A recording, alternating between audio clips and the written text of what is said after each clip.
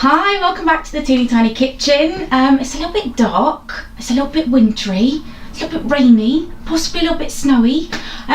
So I'm going to make something nice and cosy and nice. Well, that little dance was. We're going to make Snickerdoodles today. If you've never heard of Snickerdoodles, I don't blame you. They are a really lovely biscuit cookie type thing. They remind me a little bit of amaretti biscuits with their texture. There's a little bit of debate as to the origin of Snickerdoodles. Some people saying that they come from Germany, and some people saying they come from the United States, and I think it's probably a combination of both. But regardless, they are super delicious and very easy to make, and they're basically just these cute little cinnamon sugar cookies. So let's get started. What I'm going to do first is I'm going to put in, I've got some sugar and some butter. So I've got 60 grams of unsalted butter and 160 grams of caster sugar. So I'm going to pop that into my KitchenAid bowl. Now you can do this with a handheld electric whisk, or you can do it by hand if you so desire, but as I say every time I do a video, I like to use the KitchenAid. So I'm going to pop that in, and with that I'm going to pop in some vanilla extract, and I'm popping in, find it, I think it's a quarter of a teaspoon. Is that a quarter teaspoon? Yeah, quarter of a teaspoon of vanilla extract. There we go. So we're just going to mix that all together until the butter and sugar combined and it's light and fluffy.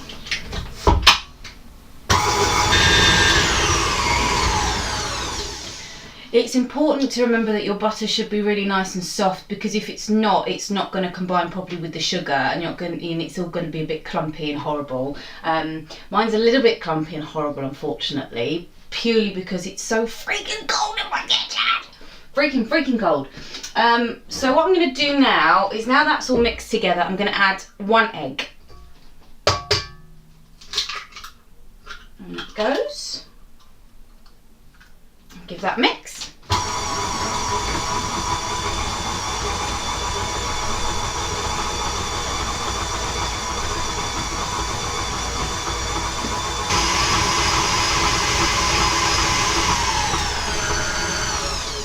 So now I've added the egg, I'm just going to scrape down the sides of the bowl, which you probably have to do if you're using the handheld electric whisk, or even if you're doing it by hand. You just need to make sure that all the sides are scraped down to make sure everything's incorporated. So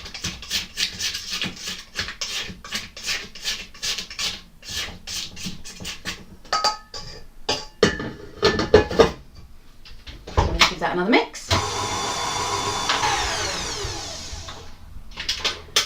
That's gorgeous. I'm going to scrape that down again.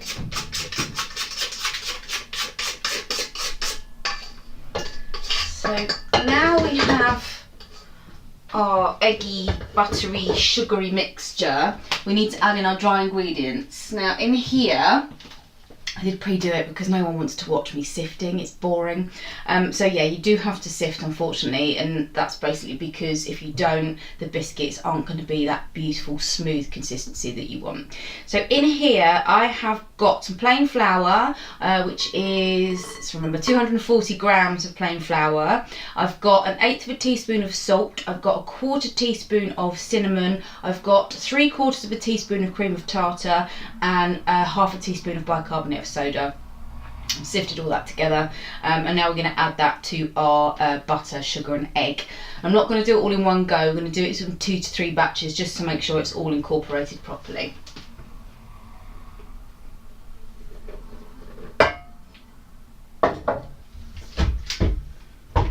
I'm going to pretend I didn't spill it all over the side.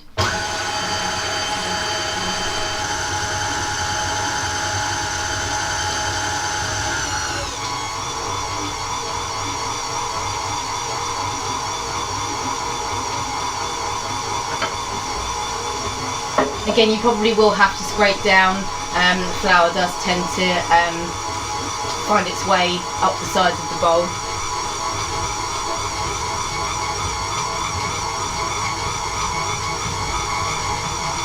Okay, last bit of flour going in.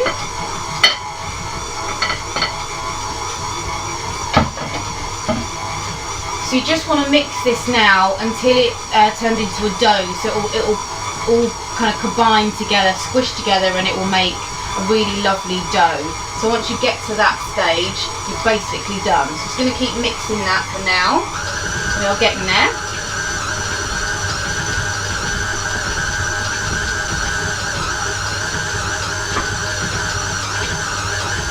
So our mixture's all coming together now. Basically because it's all coming together, it's all picking up all the bits of flour and everything from the sides of the bowl.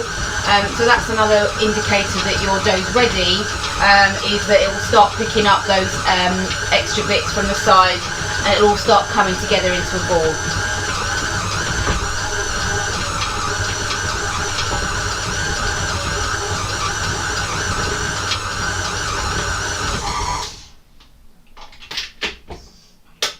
So I just want to show you. So it's it's soft. It's a little bit like wet sand in a way when it all kind of comes together. So I'm just going to get this off my paddle attachment. Get that out. Get this off. Roll up the sleeve. So you should now be able to squish it all together into a lovely, lovely ball of, I can't even think what colour that is. It's just kind of, it's brown, isn't it really? It's brown. Lovely ball of dough we go. Look at that. So that's what you're looking for. That's the texture, that's the consistency, that's the colour that you want.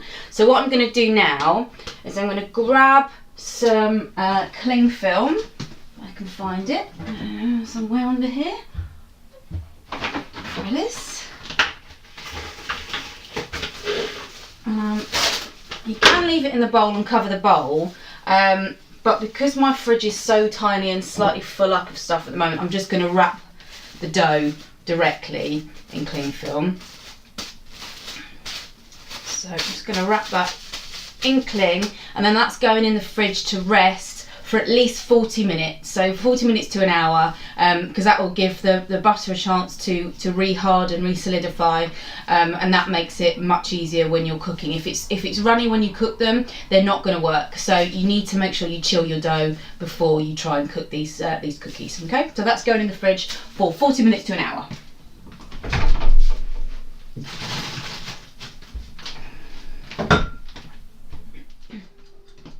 Okay, so my dough has had it sort of 40-45 minutes in the fridge.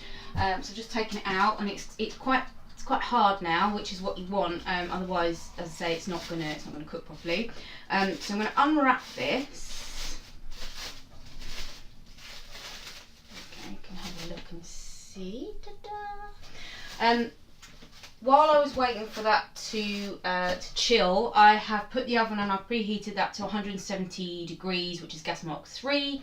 And I've also mixed together 1.5 tablespoons of caster sugar and a tablespoon of cinnamon, and this is the sort of the coating of the biscuits. I've used golden caster sugar throughout, and that's purely because that's what I have. You can use white caster sugar, it's not a problem. I just really like the golden caster sugar. It gives it a nice kind of caramelly flavour. I've also got a baking tray here, which I'm just going to pop a bit of baking paper on just to make sure they don't stick. Now I've only got one shelf in my oven. If you have two, you can actually do 2 lots of these, because you have to actually only put sort of 5 or 6 on the tray in one go, because they do spread as they cook, so you probably will need to do a couple of batches. So mine's going to take ages because I only have the one shelf. But if you have 2 shelves and you have 2 baking trays, do it in you can do one batch on 2 shelves, trays thing. Yeah. Alright, so I'm going to take the dough and I'm going to break off about a walnut-sized piece. So that's probably a little bit too big. There we go, about that big. So what we're going to do, I'm going to roll it into a ball, and then I'm going to dunk it in my lovely sugary cinnamony mixture. Just make sure the whole thing's coated. I'm going to pop it on a baking tray. I'm just going to squish it down just a tiny bit so it sticks. And I'm just going to keep doing that.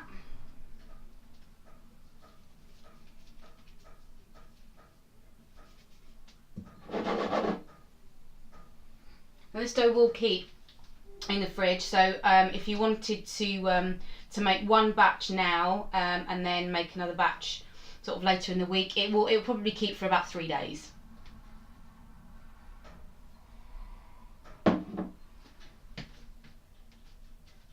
Leave some room between the dough balls as you go, because as I said earlier, they do spread when they cook.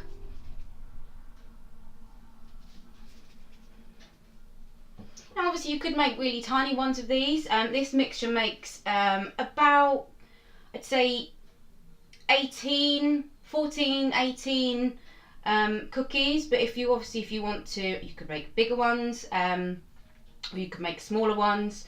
It's up to you. Obviously the smaller ones would be nice and dainty, and you could then fit a few more on your tray. But probably you won't need to cook them for as long when they're slightly smaller, and if they're slightly larger you probably need to cook them a bit longer.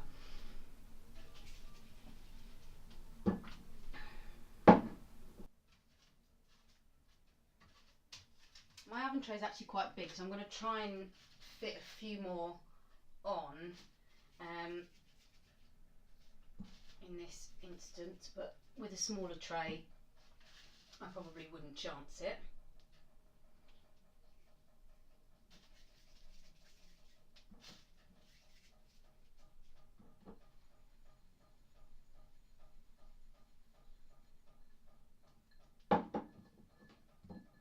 You want to make sure they're all really, really nicely coated with your cinnamon sugar mixture.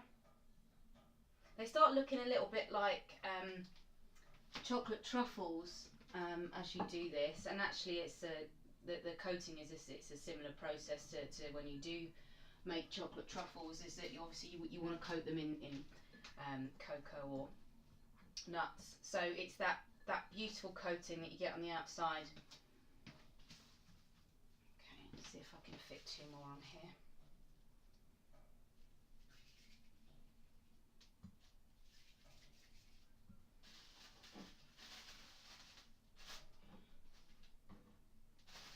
Wrap my dough back up. I just realised you probably can't see what I'm doing very well. I haven't set the camera up particularly well today. You can just kind of see me talking at you. So there we go.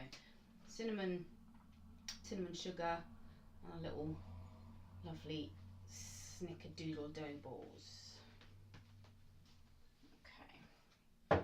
So I'm going to wrap the rest of my dough back up, and I'll pop it back in the fridge.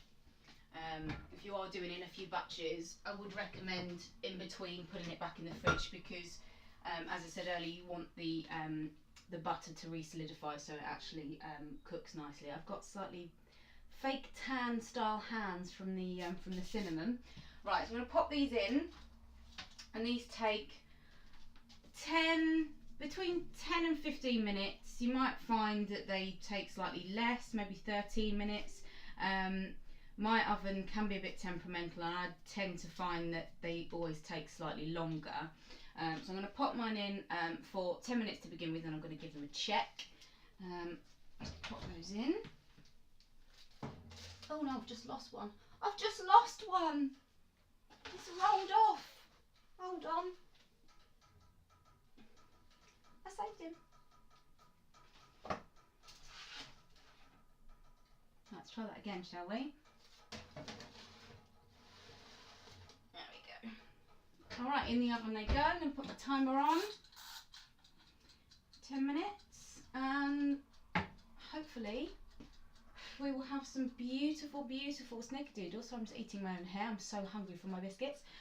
In about 10 minutes. We'll see you then. Oh, they look perfect. Look at those.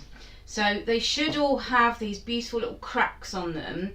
They'll be slightly tough on the top to touch, and they probably will slide around. If they don't slide, they're probably not ready, but they should be a light golden brown and they should be slidey. So I'm going to leave those on the baking tray just for a few minutes, just to let them set, and then after that you take them off the tray and you put them onto your wire rack to cool completely. So I want one to be cool enough so I can show you the what the interior is like. It's too hot. Bear with me. I'll come back. Okay, so I have transferred my Snickerdoodles onto my wire rack. Okay. It's still a little bit warm, but I just want to grab one just to show you how they are on the inside. Look, look at that. You can see. So they've got a really lovely kind of cookie type texture on the inside, but because of the cinnamon and everything, they just, I can't really explain the texture. You just have to eat them, make them eat them. But so good. Excuse me, I'm just gonna see the smile on my face. That cinnamon sugar coating really just adds an extra depth. Don't talk with your mouth full. So tasty, so delicious. I am going to finish this now because how could I not? So there we go. Snickerdoodles. Please have a go at making them. Comments below. As always, I will put sort of around here somewhere what you need, the oven temperatures, that kind of thing. Like the video, subscribe, share. Be good. And I'll be back, so thank you for watching, and I hope you make these Snickerdoodles, because quite frankly they're just heaven. So yeah, I'm good. Bye.